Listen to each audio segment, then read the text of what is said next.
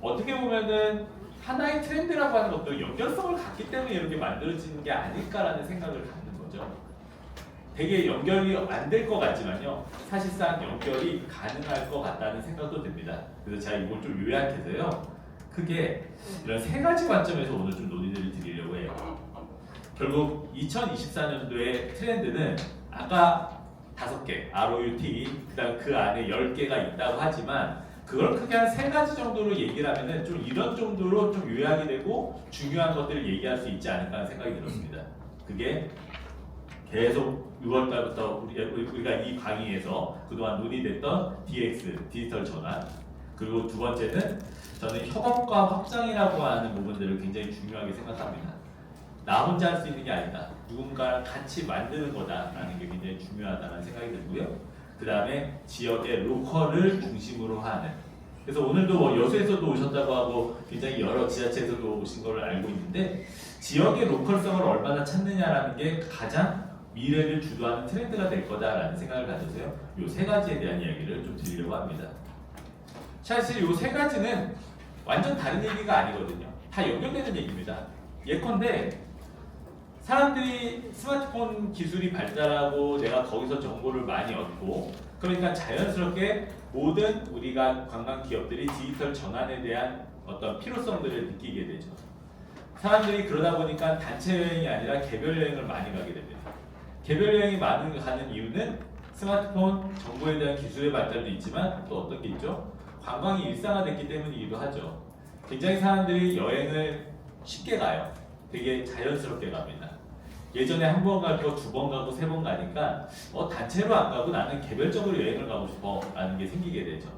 그렇다 보니까 이런 관광의 일상화라고 하는 트렌드가 결국 아까 스마트폰의 기술에 의해서 더 발달을 하고 발현이 되기도 하고 또 관광이 일상화되다 보니까 아무래도 관광의 영역 자체, 경계 자체가 무너져 버리죠. 그래서 협업과 확장이 일어나기도 합니다. 그리고 그렇게 관광이 일상화돼서 관광이 다양화되다 보니까 사람들이 이제는 더 세밀하게 그 지역만의 경험을 하기 시작해요. 그게 로컬이죠. 그래서 제가 분류를 이렇게 했다 뿐이지 사실상 하나의 영역에서 출발합니다. 사람들은 개별 여행, 경험에 대한 증가, 관광이 일상화된다. 그 부분부터 이런 것들이 계속 발현이 되고 있어서 그 부분을 어떻게 접근하고 이 부분에 대한 대응을 해나가는지가 굉장히 좀 중요한 시점인 것 같아요. 오늘 그 부분의 이야기를 3개로 나누어서 말씀을 드리도록 하겠습니다. 디지털 전환 또는 디지털에 대한 역량 강화에 대한 이야기입니다. 뭐 오늘의 사실 저희 이 과정의 가장 핵심이긴 한데 그동안 디지털에 대한 이야기, 디지털 전환에 대한 이야기를 너무 많이 들으셨을 거니까요. 저는 오히려 디지털 전환 시대에 디지털이 아닌 이야기를 좀 드리려고 해요. 디지털 이야기를 그동안 많이 하셨으니까. 근데 제가 이거를 굉장히 많이 느꼈던 거는요. 작년에 일본을 갔을 때입니다. 코로나가 딱 끝나고 난 다음에 일본을 갈 수 있게 됐네. 그래서 일본을 갔어요. 일본을 어떻게 생각하시나요? 저는 일본이라는 나라가 예전에 제 이미지 속에는 어떻게 생각이 됐냐면 되게 아날로그적인 나라, 아직도 팩시밀리를 제일 많이 쓰는 나라, 그리고 어디 가면 신용카드 안 받는 나라, 그리고 어디 가면은 그래서 동전이 하도 많이 나와서 동전 지갑 가지고 다녀야 되는 나라. 전 그렇게 생각을 했어요. 디지털과는 별로 거리가 먼 나라라고 생각했습니다. 근데 코로나 때 2020년도에요. 일본에서는 대대적인 변화가 있는 겁니다. 바로 일본의 여러 가지 관광청 같은 여러 가지 관계 부서 중에 하나인 디지털 청이 출범이 돼요. 그러면서 많은 것들에 대한 영역을 디지털 전환이라든지 디지털 역량에 대한 강화에 대해서 초점을 맞추기 시작합니다. 제가 그 중에서 가장 놀란 건 이겁니다. 물론 그게 디지털 청 때문이라고 하기는 어렵지만 일본에 가서 제일 쓰기 좋았던 게 바로 네이버 페이예요. 우리나라의 네이버 페이를 갖고 일본 가서 바로 결제를 할 수 있다는 거. 이건 정말 혁명이었습니다.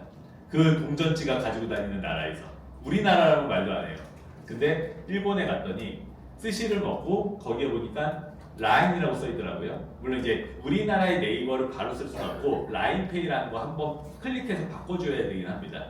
라인페이라는 거를 가지고 내가 네이버 그러니까 그 어플을 켜서 라인페이로 해서 카메라로 찍으면 아까 QR코드 나오듯이 QR코드가 찍히는 걸 가지고 바로 결제를 할 수가 있는 거죠. 우리가 우리나라에 있는 어떤 페이 수단으로 외국에서 쓸 수 있다는 거, 이런 것들이 굉장히 사실 편리하게 느껴졌고요. 특히 이거는 편리한 정도의 문제가 아니라 관광객한테, 우리들한테 엄청난 혜택을 주어줍니다. 왜냐하면 우리가 어디 가서 환전을 하려면 은행에서 환전 수수료를 물잖아요. 아마 100% 환전 수수료라는 건 별로 없을걸요. 90% 정도면은 꽤 유리한 걸 겁니다. 근데 네이버 페이는요 100% 환전 수수료 무료인 거예요. 그러니까 환전 수수료가 없습니다. 바로 내 지갑에서 결제가 돼서 나오니까. 그래서 환전 수수료 자체가 이제 없어지는 굉장히 혁명적인 기능들을 갖고 있는 거죠. 사실 우리도 그동안 많은 사업들이 이런 것들을 해오고 싶어 했습니다. 우리나라에서도. 외국 사람들이 할 때 어떻게 하면은 페이를 이용하지? 제로페이 만들고 별걸 다 만들어요. 우리나라만의 것을 만들고 우리나라만의 어플을 만들어요. 과연 그게 편리함이 되는 것일까?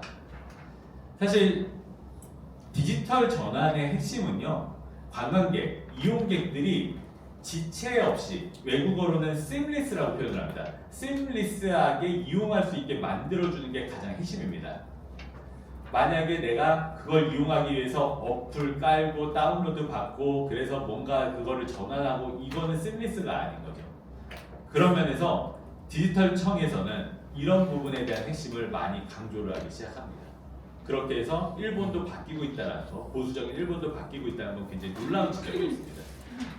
우리는 그동안 디지털 역량이라고 하는 걸 굉장히 많이 강조했는데, 과연 지자체들은 어떤 것들을 많이 했나? 기업, 정부는 뭘 했나? 어플은 참 많이 만들었어요. 근데 과연 그 어플을 우리도 쓰고 있을까? 그런 고민들이 필요한 거죠.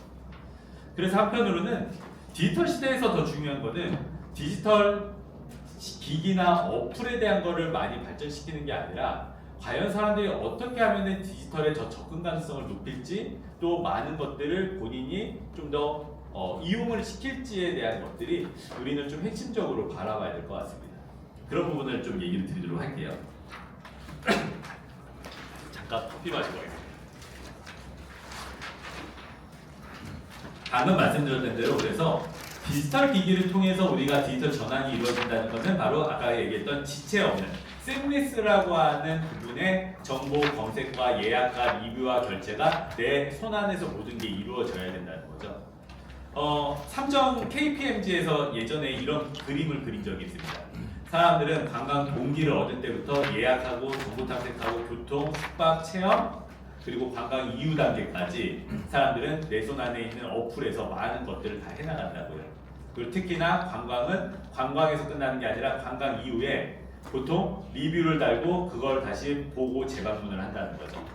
우리 선생님들도 꼭 관광을 떠나서요, 어딘가 가고 싶으실 때, 당장 배달의 민족에서 배달을 하고 싶으실 때 리뷰를 보시잖아요. 리뷰 보고 그게 얼마나 별점 높은지, 얼마나 리뷰가 많은지, 이런 것들을 보기 시작합니다. 네이버도 그렇고 카카오도 그렇고 우리는 어디 가서 또 다 리뷰를 보는 시대인 거죠. 가장 여기서 핵심은, 우리가 만약 여행업을 운영하시거나 어떤 관광지를 운영하실 때 거기에 대한 리뷰가 얼마나 쌓이고 얼마나 별점이 높냐라는 게 사실 핵심이 될 수 있을 것 같아요. 그걸 어떻게 우리가 만드느냐, 돈 주고 만들까 아니면은 자연스럽게 그게 얻어질까에 대한 게 핵심이 될 수 있는 거죠. 외국 사람들은요, 특히 우리나라 네이버나 카카오를 못 쓰니까 여행 가서 뭘 많이 보나요? 어플. 트립어드바이저라고 하는 어플을 제일 많이 보죠. 우리나라가 지금 앞으로 관광객을 3천만 명을 유치하겠다고 합니다. 외국인은. 사실 굉장히 쉽지 않은 목표인 것 같아요. 우리나라에 그동안 제일 많이 왔었던 관광객이 한 몇 명일까요? 2019년도에 1,750만 명이었습니다. 3천만 명은요, 거의 2배 수준에 가깝게 올려야 돼요. 그러려면은 외국인들이 예전에 비해서 정말 많이 들어와야 되고 이용을 해야겠죠. 그게 지금 정부의 어떻게 보면 핵심적인 과제입니다. 아마 앞으로도 그래서 외국인 관광 활성화에 대한 걸 굉장히 중시하고 그런 부분에 대한 정책을 많이 수립하게 될 거고요. 그렇다면 우리는 결국 외국인들이 트립어드바이저에서 우리 여행 상품 아니면 우리 관광지가 얼마나 상위에 랭크되는지가 가장 핵심 관건이 될 것 같아요. 저는 다른 것보다 디지털에서는 이게 가장 중요하다고 생각합니다.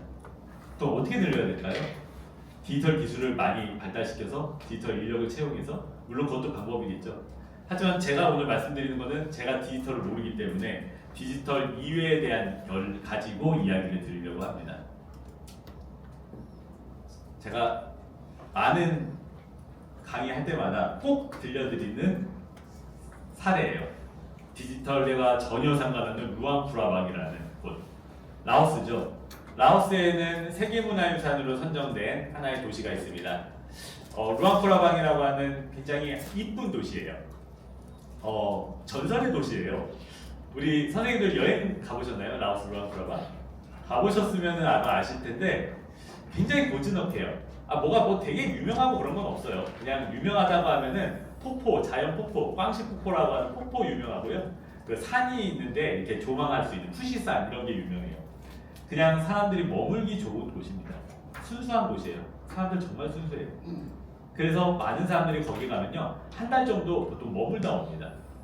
그래서 저도 이제 여행을 다닐 때 동남아를 여러 군데를 여행 다니려고 일정을 짰다가 루앙프라방 가는 순간 뒤에 일정을 다 없애고요 거기서 한 달 정도 머물렀어요. 한 달 정도 머무르고 이제 한국에 돌아올 때가 됐습니다. 한국에 돌아오는데 마침 궁금한 거예요. 저는 한 달 동안 여기서 푹 쉬다 왔는데 다른 관광객들은 도대체 여기서 어딜 갈까? 그게 궁금했어요. 그래서 제가 뭘 봤는지 아세요? 트립어드바이저. 트립어드바이저에서 1등 하는 데가 어딘가라는 걸 봤어요. 그래서 루앙프라방에서 스마트폰에서 트립어드바이저를 딱 검색했는데 마침 제가 갔을 때 1등 했던 데가 바로 요 도서관입니다. 이게 루앙프라방 도서관이에요. 사실 도서관이라는 데가 1등 할 이유가 없지 않으세요? 관광객이 왜 가요 도서관에? 근데 제가 그 생각이 들었던 거예요. 1등을 하는 걸 도서관으로 보고 야 나처럼 한 달 동안 머무르는 사람들이 심심해가지고 책 읽으려고 가나 보다 싶었어요. 그래서 책 읽을 게 맞나? 그래서 제 아내랑 같이 도서관에 가봤어요. 갔더니 사진이 이쁘게 나온 겁니다. 진짜 허름해요. 허름하고 크기도요 여기 지금 강의실보다 작아요. 심지어 책은요 라오스어로 된 책밖에 없어요. 제가 볼 수 있는 책 하나도 없었어요. 진짜 2분이면 다 봅니다. 제가 2분 동안 둘러보고 느꼈던 생각, 속았다. 여기 누군가 딴 사람이 먼저 와가지고 그 사람도 그랬겠죠? 속았다. 에이씨 다음에 올 사람 너도 한번 당해봐 해가지고 별점 5점 중에 5점 막 줬나? 5점을 받을 이유가 하나도 없는데요. 근데 너무 평점이 좋은 거예요. 그래서 저도 그 생각을 하고 속았다고 생각한 나머지 제 아내한테 우리 빨리 나가자 그랬어요. 나가려고 하는데 도서관 입구에 사서가 한 명 앉아 있습니다. 사서가 저를 딱 잡고 얘기해요. 영어로.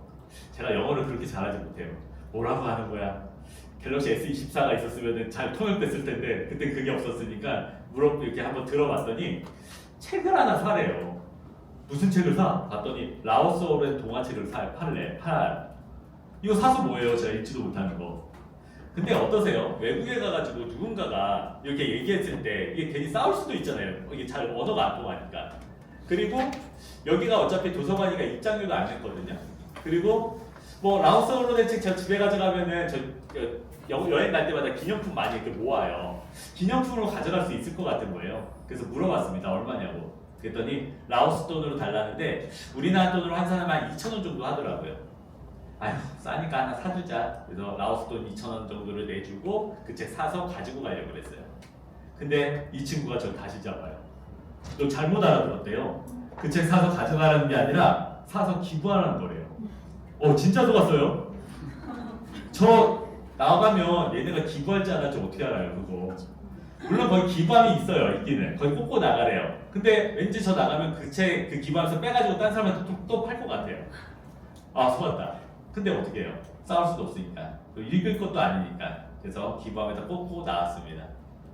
한국에 왔어요. 2달이 지났습니다. 근데 너무 놀랍게도 2달 뒤에 이 도서관에서 이메일이 와요. 아마 제가 처음 들어갔을 때 도서관의 방명록에다가 제 이름이랑 이메일을 쓴 것 같아요. 그걸 본 것 같아요. 이메일에 영어로 이렇게 써 있더라고요. 우리 도서관에 와주셔서 감사합니다. 좋은 추억이 됐길 바랍니다. 뭐가 좋아요? 속았는데.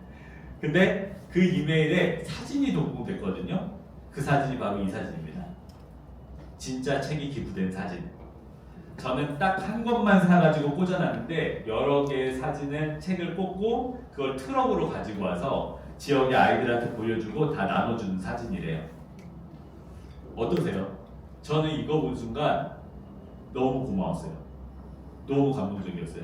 저는 제 여행이 이렇게 누군가한테 도움이 된다는 거 정말 상상도 못했습니다. 그리고 한편으로는요, 너무 미안했어요. 내가 이렇게 순수한 애들 의심한 거야? 2,000원치밖에 안 사준 거야? 10,000원치 사줄 걸. 그 생각이 들었어요. 근데 그러고 나서 정신 차리고 끝까지 이메일 읽는데 이메일 마지막에 하나 써 있어요. PS 추신. 네가 진짜 고맙고 좋았다면 내가 뭐 하나 링크식에 들어가봐. 링크를 누르는 순간 뭐 나는지 아세요? 트립어드바이저에 루앙프라운 도서관 5점 만점 중에 몇 점 줄래가 딱 나와요. 어떠세요? 여러분들은 다 5점 주지 않으시겠어요? 너무 똑똑한 거예요. 얘네들이 루앙프라방이라고 하는 작은 기업 도시에서 또 작은 도서관에서 사실 디지털 전환이라는 거는 상상도 못할 거예요. 근데 그거를 아날로그적이면서도 그 감동을 디지털로 풀어요. 그리고 그걸 잘 이용하니까 거기에 계속 리뷰가 쌓인 거예요. 디지털 역량 강화나 디지털 전환은 굉장히 중요한 영역입니다. 근데 거기서 본질을 잊지 않으면 안 될 것 같아요. 관광은 사람과의 교류고요, 감동이에요.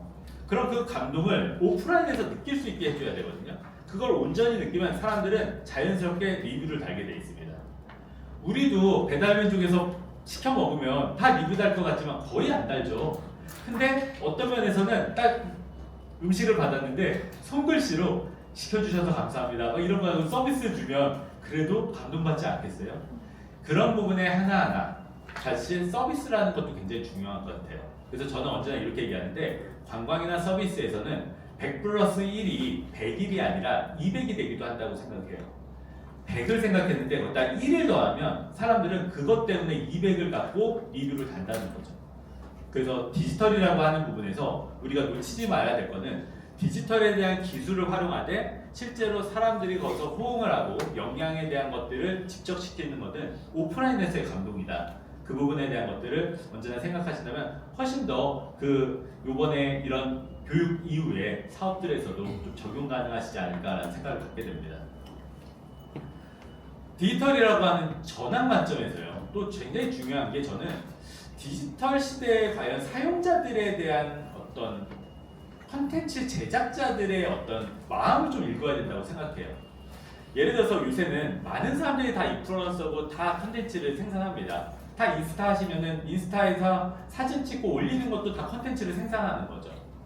근데 옛날에 지자체들 전부는 어땠나요? 예를 들어서 우리 지자체에 뭐를 홍보하려면은 보통 대부분 했던 게 우리 지자체의 인스타그램 공식 계정, 페이스북 공식 계정 만들어서요. 거기서 주구장창 홍보를 해요. 만약에 우리가 사진 못 찍는다? 다른 사람들이 사진 잘 찍는다? 그 사람을 섭외해서 그 사람의 사진을 우리 계정에다가 홍보를 해요. 굉장히 안타까운 일이에요. 이거는 확산이 전혀 되지 않는 형태입니다. 디지털 시대는 모든 사람이 컨텐츠 제작자인데 예를 들어서 여러분들도 혹시 인스타 잘 하시고 많이 하시면요. 내가 찍은 사진을요. 예를 들어서 죄송합니다. 오늘 여수시에서 오셨으니까 그냥 예를 들게요. 그렇다 하신다는 게 아니라 여수시의 인스타에다가 올리고 싶지 않을 거예요. 내 인스타의 계정에다 올리고 싶지. 그러니까 이 부분에 대한 게 굉장히 컨텐츠 제작에 대한 개념의 차이일 것 같습니다. 디지털 시대는요. 모든 사람들이 제작자고 소비자예요. 그러면은 제작자들이 자기 거에 그런 것들을 올릴 수 있게 만들어주는 역할들이 되게 필요한 거죠. 요새는 그런 것들을 많이 하기는 해요. 예를 들어서 제가 우리나라의 어디 사례를 들기가 그래서요. 싱가포르를 가져왔습니다. 싱가포르의 굉장히 유명한 빛 축제 중에 하나가 아일라이트 싱가포르라는 축제입니다.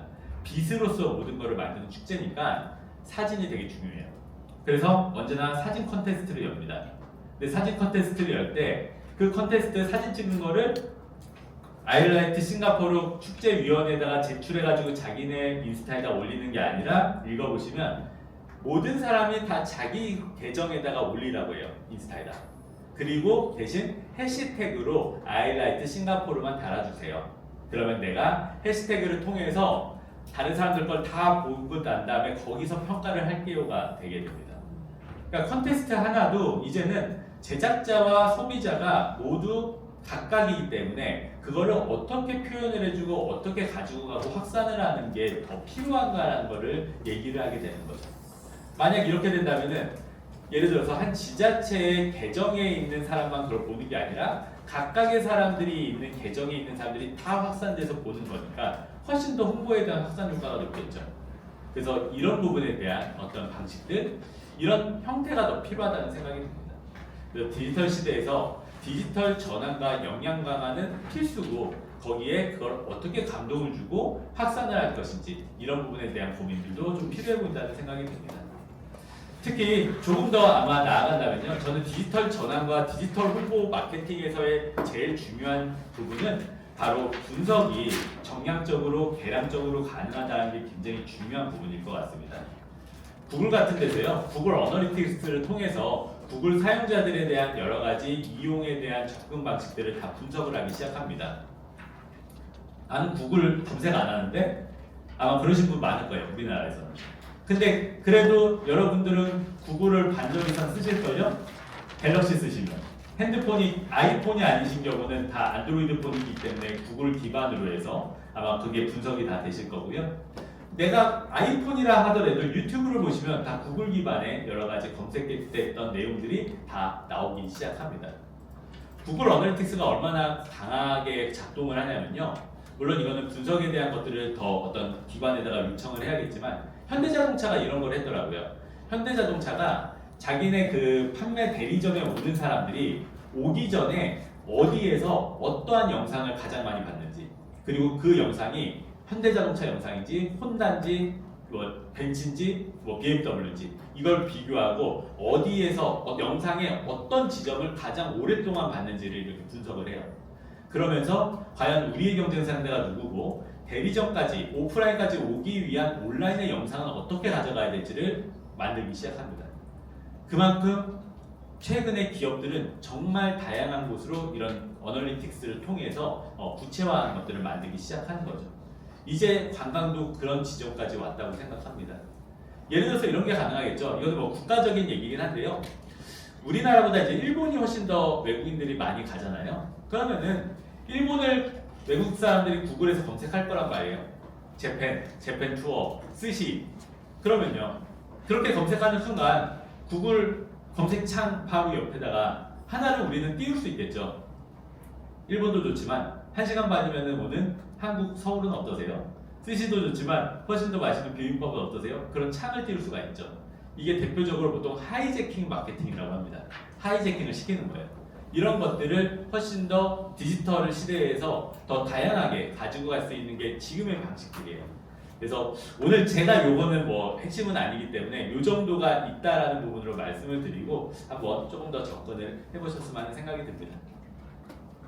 유튜브도 마찬가지인 것 같아요. 굉장히 개인별 맞춤이 많아지는 시대인 것 같아요. 그래서 최적화라고 하는 것들을 굉장히 많이 고민을 하는데 예를 들어서 우리가 유튜브에 화면을 만들어 놓고 썸네일이라고 해서 제 앞에 표지 그림을 띄우는 거 있잖아요. 이것도 사람별로 이걸 다시 잘 띄울 수도 있어요. 맞춤형으로. 제가 그걸 경험을 해봤는데요. 제가 예전에 그거 혹시 아시나? 좀비 드라마 중에 스위트홈이라고 얼마 전에 2 개봉했는데 망했는 드라마. 제가 원 때 그 좀비 드라마를 정말 좋아해가지고요. 제가 유튜브에서 어떤 영상, 스위트홈 관련된 영상을 하나 검색했거든요. 근데 그 영상에 저는 표지가 이시영 배우의 등 근육이 막 나와요. 근데 저는 다 그렇게 나오는 줄 알았더니 다른 사람이 검색했더니요. 여성분이, 젊은 여성분이 그거를 봤더니 잘생긴 송강 배우가 앞에 나오더라고요. 그리고 어떤 사람, 되게 오타쿠 같은 사람이 그걸 검색했더니 좀비가 나오더라고요. 그러니까 사람마다 자기가 어떤 걸 많이 좋아하고, 제가 이시영을 좋아한다는 건 아니고, 근데 그렇게 나오더라는 거죠. 이런 개인별 맞춤이 가능하다는 게 바로 디지털 시대에 굉장히 중요한 지점이 되는 것 같습니다. 맞춤이 되고 개별적인 게 가능하다는 점, 이런 부분을 우리가 강조해서 앞으로도 좀 많은 관심을 가져주시면 감사할 것 같습니다. 네, 이 정도로 디지털은 하도록 할게요.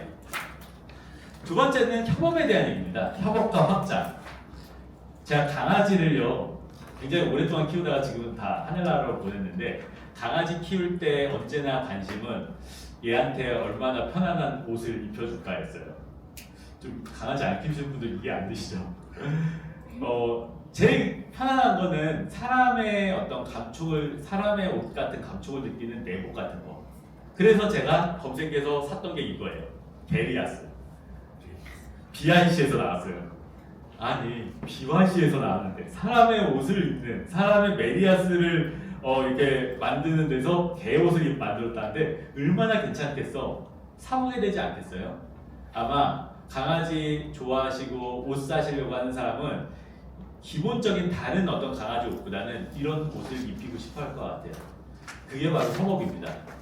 내가 나만이 못하는 거를 남들이랑 같이 해서 훨씬 더 전문성을 기르고 브랜드 경험에 대한 가치를 늘리는 일, 바로 매력 있는 상품을 개발을 하고 다른 쪽에 타겟을 유입시킬 수 있는 게 바로 이런 협업과 확장이라고 생각해요.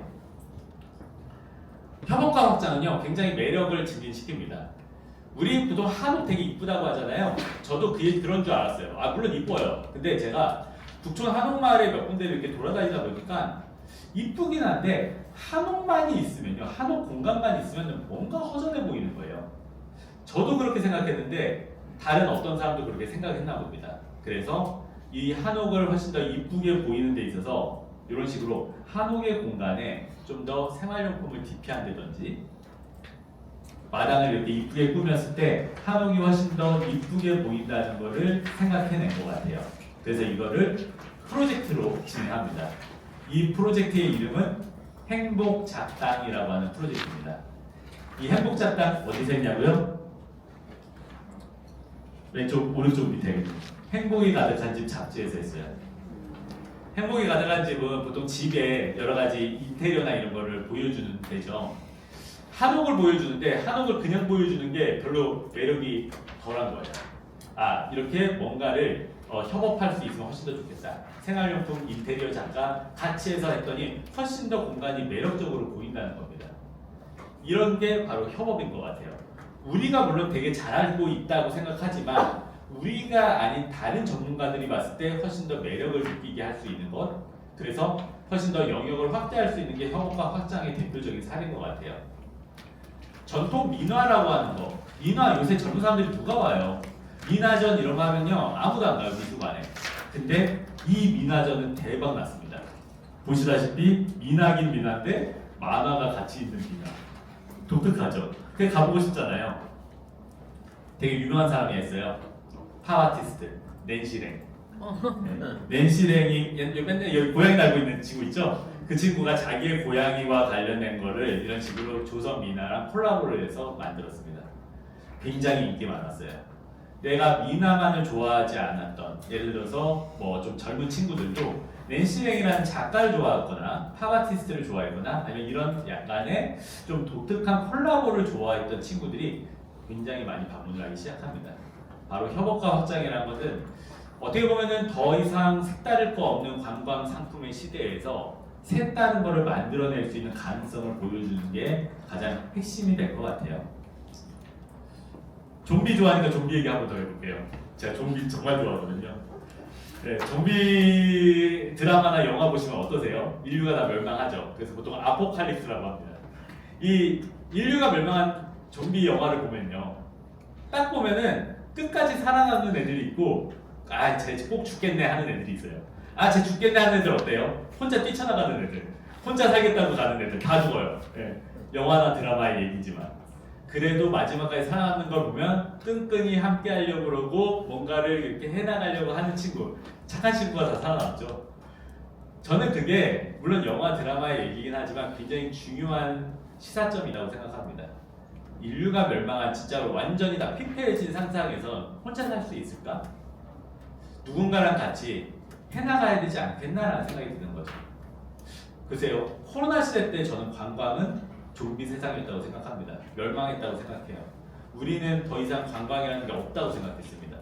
근데 그때 꽤 성공했던 데들 보면요, 진짜 다른 데랑 콜라보하고 협업하고 다양한 전문성을 확대했던 친구들이 다 살아남았어요. 굉장히 중요한 시사점이라고 생각합니다. 저도 옛날에 이 얘기가 되게 뜬금없다고 생각했는데요. 버트런드 러셀이 이렇게 얘기했대요. 인류를 구원할 수 있는 유일한 것은 협력뿐이다. 뭐 너무 당연한 얘기잖아요. 근데 제가 이게 그동안은 봤을 때 아무런 감흥이 없다가 코로나 때 봤는데 딱 느낌이 오는 거예요. 협력하는 데는 살아남는구나. 인류를 구원한다는 거, 멸망했을 때 구원한다는 건 바로 이런 거구나 하는 생각이 들었습니다. 우리는 앞으로의 시대에서 정말 경쟁이 더 치열해질 거고 관광에 대한 영역이 점점점 더 많아질 거예요. 여기 우리 여행사 사장님들께서는 기존의 다른 스타트업 그리고 관광벤처의 여러 가지 또 그 도전을 받아들이셔야 되고요. 또 거기에 따른 디지털 전환에 대한 관심도 있으시고요. 그러면서 굉장히 많은 포화 상태에 그동안의 여행 업계에 대한 여러 가지 불안감도 있으실 거예요. 근데 그런 것들을 과연 우리는 어떻게 해야지 협업과 확장으로 이끌어낼 수 있느냐가 한번 좀 관심이 되지 않을까 싶은 생각이 듭니다. 그래서 어떻게 보면 여기서 이렇게 같이 수업을 들으시는 우리 선생님들은 경쟁자가 아니라 여기서 곱하기 사업을 할 수 있는 협업자로서 생각해서 많은 것들을 한번 만들어 가셨으면 좋겠어요. 저는 그런 것 중에 몇 가지 좀 떠올랐던 게 뭐 여행 상품에 대한 이야기는 아니긴 하지만 호텔 같은 데서 많이 좀 관심을 보이기 시작을 했습니다. 일본의 무지 호텔이라는 회사입니다. 무지 아시죠? 무인양품. 근데 이 무지가요, 중국 사람들이 정말 좋아한대요. 중국 사람들이 무지를 좋아한대요. 죄송합니다. 이런 또 아재 개그를 해서. 근데 이런 무지를 엄청 좋아하는 중국 사람들한테 타겟을 가고요. 중국의 선전이라는 곳과 저기 홍콩 바로 옆에 있는 북경에다가 무지 호텔을 만들기 시작합니다. 무지가 직접 자기네가 호텔을 개발해요. 그리고 이게 엄청나게 인기를 끌어서 오히려 일본으로 역수출돼서 지금 긴자에 무지 호텔이 있습니다. 이 무지 호텔은 말 그대로 객실이랑 모든 것들이 여기 있는 가구, 어메니티, 여기 용품 다 무지 제품이에요. 그리고 이 무지 제품은요, 태그가 달려 있어서요, 찍으면은 태그 찍고 1층 가면 다 살 수 있습니다. 엄청난 거 아니에요? 플래그샵이에요. 그냥 내가 8시간 동안 호텔에서 잠자면서 모든 걸 써보는 게 다 내가 그 무지 제품을 이용하는 이용자가 되는 거죠. 우리 선생님들 어디 전시관 가서 무인양품 어디 저기 매장 가서 몇 시간 있으시겠어요? 글쎄요, 오래 있어봐야 1시간? 2시간? 무지 호텔은 8시간 있잖아요. 엄청난 거죠. 사실 이런 부분 때문에 관광의 영역이 굉장히 중요해지기 시작합니다. 자기들에 대한 것들을 더 머무르게 하고 모든 걸 이용할 수 있게 만들어준다는 거. 그래서 무지가 자기들의 철학을 갖고 호텔을 만들기 시작해요. 무지는 직접 호텔을 만들지만요, 협업, 콜라보를 통해서 호텔을 만들기도 합니다. 예를 들어서요, 이 호텔은 우리 여기 인사동에 있는 호텔이에요. 몫이라고 하는 호텔입니다. MOXY. 몫이 호텔은요, 메리어트 계열사에서 만든 호텔이에요. 메리어트의 조금 중저가 호텔이라고 보시면 돼요. 30, 40대 젊은 층을 타겟으로 하는 비즈니스 호텔입니다. 이 몫이 호텔 가격 그렇게 비싸지 않습니다. 근데 저희 재밌는 거는 굉장히 인테리어가 깔끔해요. 북유럽 감성을 지향합니다. 가구도 북유럽 감성입니다. 북유럽 감성의 가구 떠올리는 데 있으세요? 이케아. 예. 이 몫이 호텔의 모든 가구는 이케아 제품입니다. 이케아랑 협업해서 만들었어요. 이케아랑 협업해서 만들었을 때의 장점. 이케아 좋아하는 사람은 다 몫이 옵니다. 그리고 이케아 입장에서는 몫이에서 8시간 써보면 이케아 제품 사죠. 타겟이 똑같아요. 타겟이요, 30, 40대 중저가 호텔이에요. 이케아의 타겟도 30, 40대입니다. 타겟이 공유가 되다 보니까 같이 지향하는 바가 똑같아요. 그래서 이 30, 40대를 호텔에서 사용하게 하면은 훨씬 더 그 타겟 집중해서 홍보 마케팅이 가능한 거예요. 그러니까 이케아 입장에서도 손해볼 게 없는 거죠. 아니, 손해보는 정도가 아니라 더 추천을 해줘야죠. 이게 앞으로의 트렌드가 될 겁니다. 우리 인구 소멸 얘기하잖아요. 정주 인구는 감소해요. 지속적으로 감소할 수밖에 없어요. 기업들은요, 자본주의 사회에서 기업은 상품을 판매하는 마켓이라는 게 형성이 돼야 되는데 그 마켓 자체가 계속 줄어든다는 얘기입니다. 근데 거의 유일하게 마켓이 늘어나는 층이 하나 있어요. 그게 관광이에요. 유동인구 관광.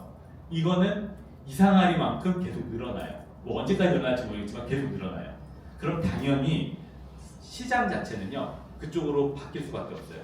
당연히 제조업을 하거나 다른 쪽에 이런 영역에 있었던 분들이 관광에 관심을 기울이는 거죠.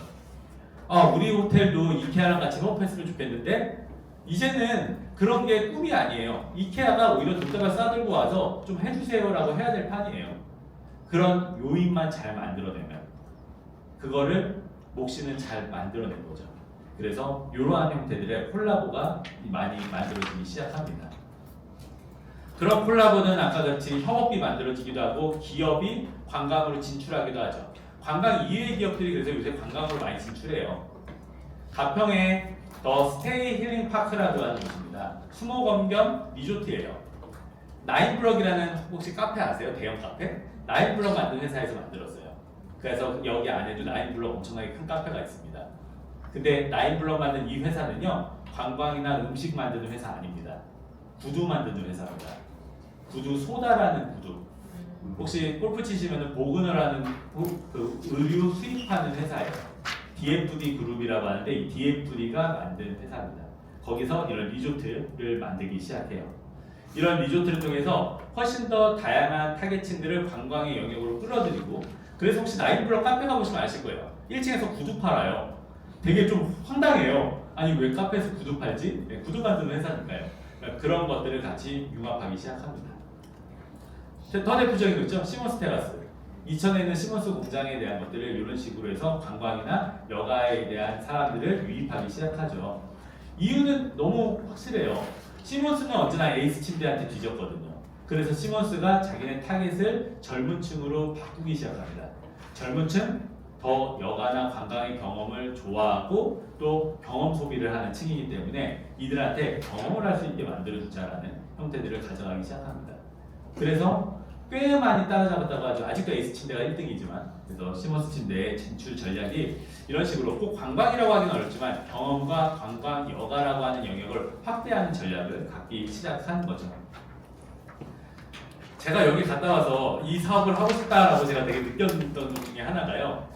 일본 도쿄 바로 옆에 있는 작은 료칸이었어요. 그러니까 민박집, 숙소. 되게 고급 료칸은 아니에요. 근데 이 료칸 특이하게요. 고양이랑 같이 잘 수 있는 료칸이에요. 고양이 좋아하시는 분들 정말 미치실걸요? 근데 제가 이거 되게 놀랬던 게 고양이랑 자려면요. 먼저 1시간 동안 고양이가 있는 방에 가가지고요. 놀아줘야 돼요. 놀면서 나한테 맞는 고양이 찾아요. 그리고 나한테 맞는 고양이가 있다? 그러면 한 마리를 픽할 수가 있어요. 3마리 잘 수 있거든요, 같이. 근데 한 마리만 픽할 수 있어요. 나머지 2마리는 그 한 마리와 상성이 맞는 애만 데려갈 수 있어요. 그러니까 굉장히 고양이 친화적이에요. 그리고 재밌는 거는 이 고양이를 이렇게 같이 잠을 자고 또 일본 사람들은 몇 번 간다고 해요, 좋아서. 그리고 그 고양이랑 친해지잖아요. 그 고양이 입양할 수 있어요. 여기 유기묘 입양소입니다. 유기묘 입양소인데 욕하는 해요. 동물보호라고 하는 것도 이게 아직까지 우리나라 이게 어떤 좀 뭐라 그럴까 좀 그 영역이라 그럴까 어떤 관심이나 이런 지금의 트렌드에 맞을지 모르겠는데요. 동물보호라고 하는 것도 단순히 거기서 끝나는 게 아니라 경험을 하고 함께 지내봐야지 입양을 할 수 있다라고 생각을 한 것 같아요.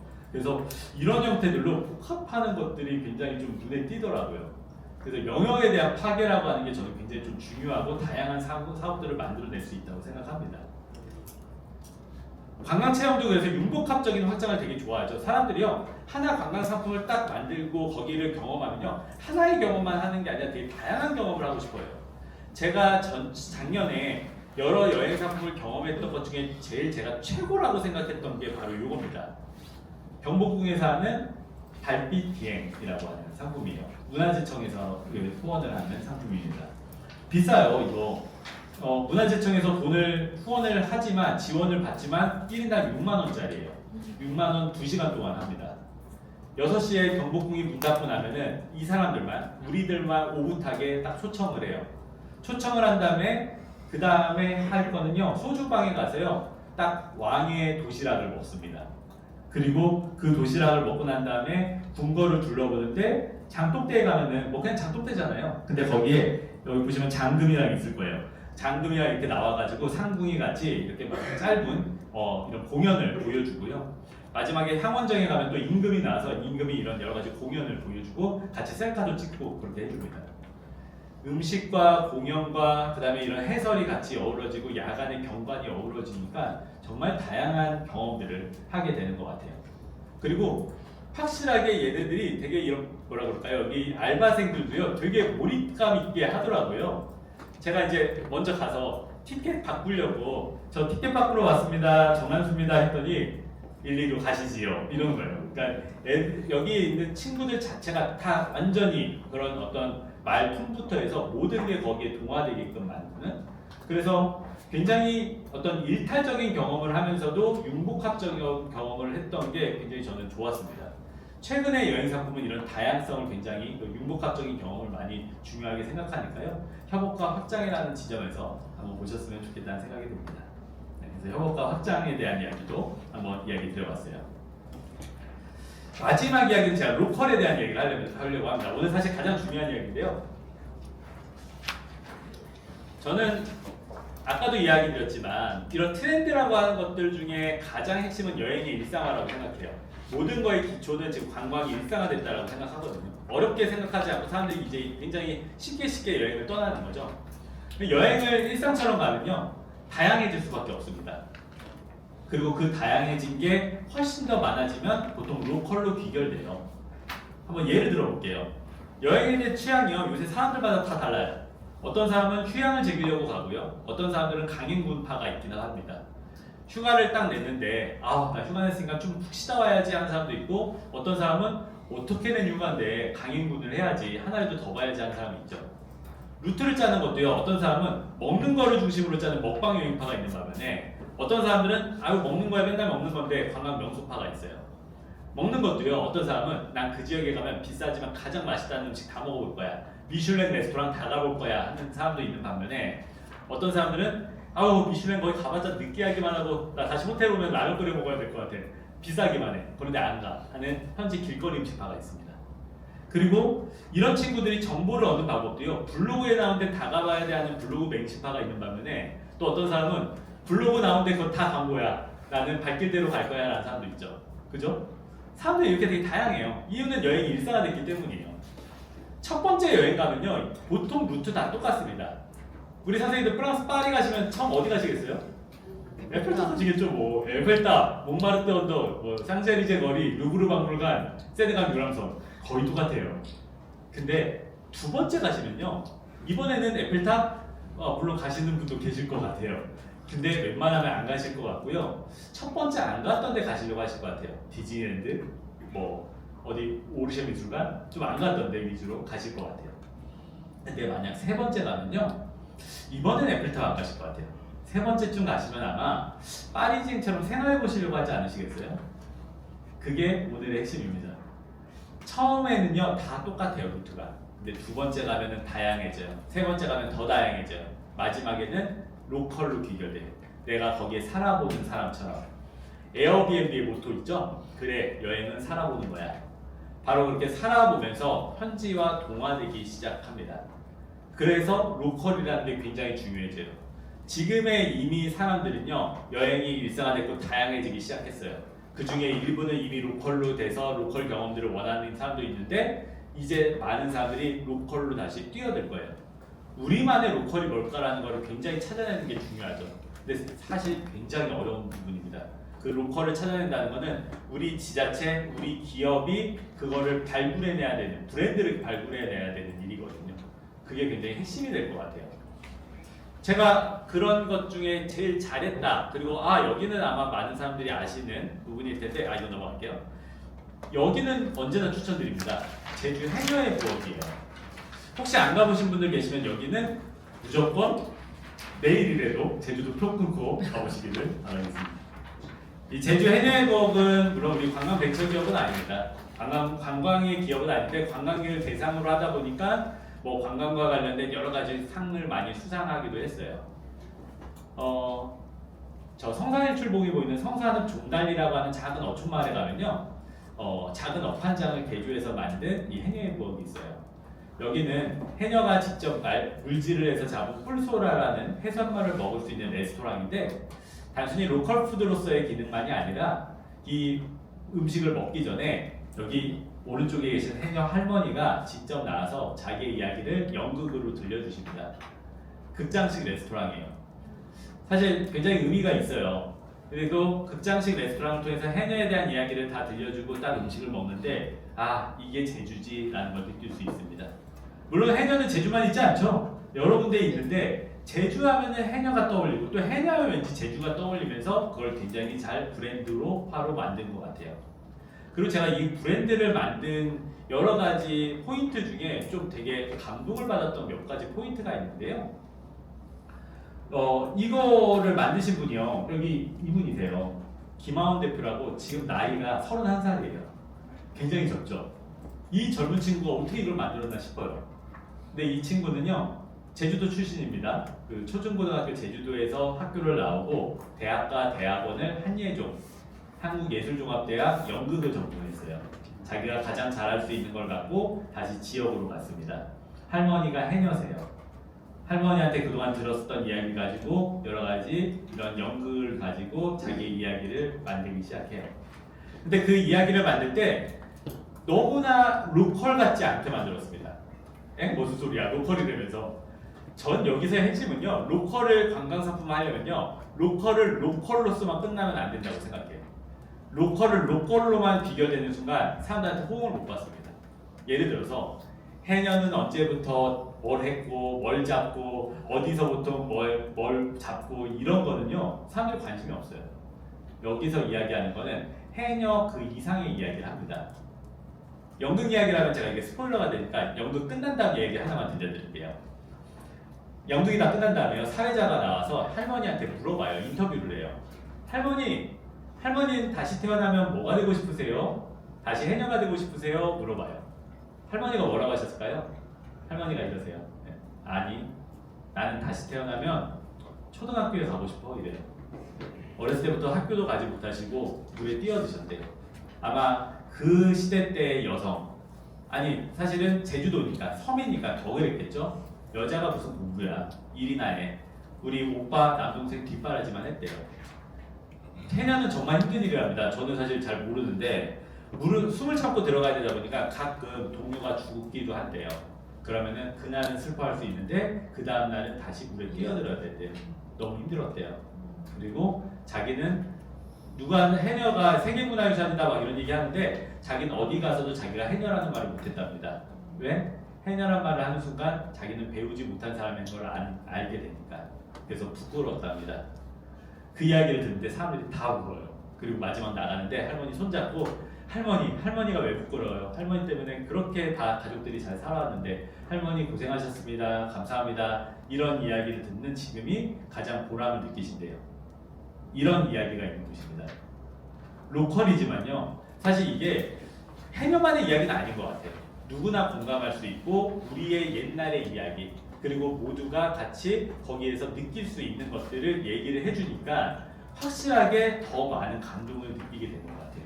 그러니까 로컬을요 어떻게 가지고 가느냐가 굉장히 사실 중요하게 되는 거죠. 그리고 이분이 참 이거 잘 잡았어요. 해녀일봉 만든 이유 제가 물어봤거든요. 그랬더니 딱 그래요. 해녀가 지금 잡는 뿔소라가 다 일본으로 수출되는데 이게 우리나라에서 이게 여러 가지 다 이게 생산되고 거의 소비가 안 되다 보니까 일본 사람들이 굉장히 가격을 후려치기 시작했답니다. 그래서 지금은 아무리 내가 잡아도 인건비가 나오지 않는데요. 그래서 뿔소라를 수출하기보다 문화를 수출해야겠다라고 해서 만들었대요. 우리가 또 일본한테 지는 거는 못 참잖아요. 우리가 축구도 일본한테 지면 다행히 이번에는 16강대 안 붙지만 그런 것들과 마찬가지로 일본한테 대한 것들 이런 거는 우리가 자극 지점으로 해서 잘 잡은 것 같아요. 그래서 사람들이 더 가기도 시작해요.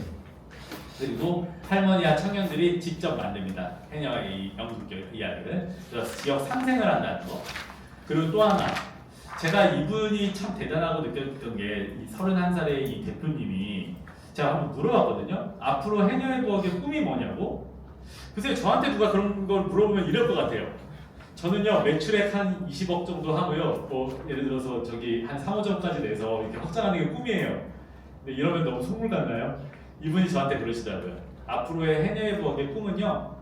여기 할머니 한 분 한 분이 다 영웅이 되는 거, 히어로가 되는 게 꿈이에요 라고 하더라고요. 아 어떻게 말도 이렇게 잘해요. 그러니까 말 자체를 이 할머니들이 곳곳의 이야기를 자기네가 스스로 풀어내고 그 사람들이 하나의 다 컨텐츠가 된다면 해녀의 부엌은 자연스럽게 놀아갈 테고 그게 우리가 바라는 지점이에요 라는 것들을 얘기하는 것 같습니다. 굉장히 중요한 지점인 것 같아요. 결국에 여행이나 관광은 사람에 대한 교류고 사람에 대한 우리가 만남이잖아요. 사람이 결국에 굉장히 큰 자산이 돼야 되기 때문에 그런 거를 잘 표현해주지 않았나라는 생각을 가져봅니다. 바로 이런 것들을 만들 필요가 있는 거죠. 일본도 참 그런 걸 잘 만들거든요. 이건 넘어갈게요. 일단은 너무 많이 들어서.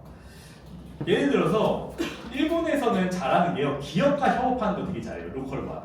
특히 스타벅스 참 그런 거 잘해요. 스타벅스가 몇 번째 프로젝트를 막 한 적이 있는데 이게 코로나 때 했던 프로젝트예요. 그래서 저도 사실은 못 가봤어요. 코로나 때 47개 지역에서 프라푸치노를 만든 적이 있습니다. 스타벅스는 프랜차이즈죠. 프랜차이즈는 어느 매장이나 통일성을 갖고 표준화를 만드는 게 생명입니다. 근데 언젠가부터 일본은요, 각 지역마다의 특색 있는 것들을 많이 만들어내기 시작해요. 그 중에 하나가 바로 요 스타벅스의 47 지모토 프라푸치노라고 합니다. 지모토는 지역, 약간 고향 이런 뜻이에요. 로컬에 더 가깝습니다. 로컬이라는 뜻에. 말 그대로 일본의 대표적인 특산물을 이용해가지고 그 지역의 바리스타가 레시피를 내서 만들었어요. 그래서 메이드 위드 지모토 바리스타입니다. 본사에서 만든 게 아니라 메이드 위드 지모토 바리스타가 만들어준 거예요. 예를 들어서 이런 거죠. 일본의 아오모리 뭐가 유명하나요? 사과가 유명하죠. 일본 아오모리는 사과의 딸기 프라푸치노가 유명하답니다. 홋카이도 가면요, 삿포로에 있는 옥수수 프라푸치노가 유명하다고 하고요. 도쿄는 저 왜 그런지 모르겠는데 멜론 프라푸치노가 유명하대요. 그래서 그런 것들을 만들어내는 거죠. 지역에서 뭔가 이런 것들을 같이 상생을 했을 때 훨씬 더 상품성이 좋아진다는 지점, 그리고 다양한 영역들이 확대되고 사람들도 이걸 다 먹기 위해서 실제로요, 일본에서 이거 했을 때 47개를 다 먹는 챌린지가 굉장히 인기를 끌었대요. 전국 여행을 다 할 수밖에 없었죠. 이런 것들이 가능하게 되는 게 로컬의 힘인 것 같습니다. 그래서 로컬은 나 혼자 만드는 것도 중요하지만 이런 기업들과 함께 만들 수 있거나 같이 뭔가 협업하는 데 훨씬 더 시너지 효과를 낸다. 근데 스타벅스가 우리랑 바로 할 것 같지 않다. 그러면요, 먼저 몸집을 부풀리세요.